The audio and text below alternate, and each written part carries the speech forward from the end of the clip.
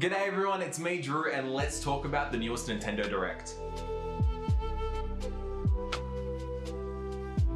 While this isn't going to cover all the announcements from the latest Nintendo Direct, we are going to cover some of the heavy hitters and some of my personal highlights. To kick it off, let's talk about Kirby and the Forgotten Land. Now, while this was announced during the Direct, it was actually leaked a day or two prior. After watching the first trailer, this game kind of looks like Super Kirby Odyssey, which I'm 100% not against. Super Mario Odyssey was an absolute beautiful game to play. From a mechanics perspective, the two games look quite similar. In Super Mario Odyssey, you'd throw your hat and turn into a Goomba, a Bullet Bill, or a T-Rex and gain unique abilities depending on what you transform into.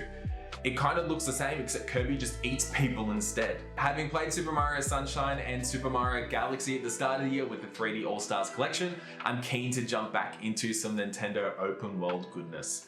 Next up is Mario Party Superstars, and while they already announced this game in a previous Direct, they revealed the final 3 boards, so now we know exactly what we're getting into with this latest installment of Mario Party. And don't forget, all these boards actually come from the Nintendo 64 and GameCube installments of Mario Party. So for all 5 boards of Mario Party Superstars, we have Peach's Birthday Cake, Spaceland, Woody Woods, Yoshi's Tropical Island, and Horrorland. And to recap, you can play this installment of Mario Party on any Switch controller and configuration from Switch Lite to Pro controllers. And now I think for one of the most anticipated announcements to come out of the Direct, they finally announced that new content is coming to Animal Crossing New Horizons in October. After countless leaks and rumors, they revealed that the Roost and Brewster are finally coming to New Horizons. The last big content updates that come to the game were all the way back in March with the Mario update and the Sangria update, so I know a lot of fans have been looking forward to this. They also announced that there's going to be a Series 5 of the Amiibo cards, so make sure you get your bank accounts ready.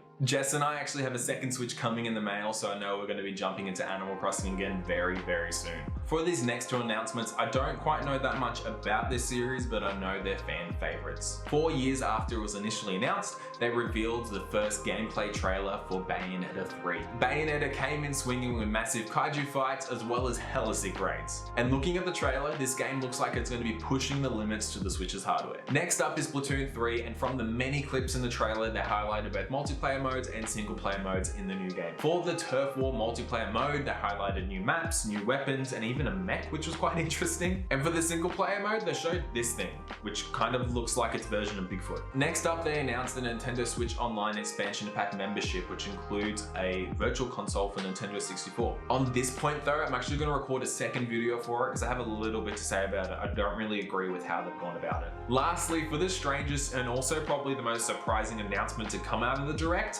they revealed the cast for the new Super Mario Bros. Animated movie. For the cast, they announced that Chris Pratt is playing Mario, Anna Taylor-Joy is playing Peach, Charlie Day as Luigi, Jack Black as Bowser, Keegan-Michael Key as Toad, Seth Rogen as Donkey Kong, Kevin Michael Richardson as Kamek, Fred Armisen as Cranky Kong, and Sebastian Maniscalco as Foreman Spike.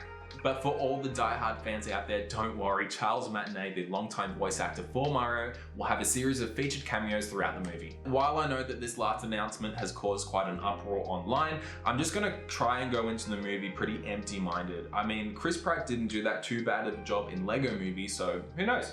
Let me know in the comments below which of the announcements you are most looking forward to. Thank you very much for watching. It's me, Drew, and I'll see you next time.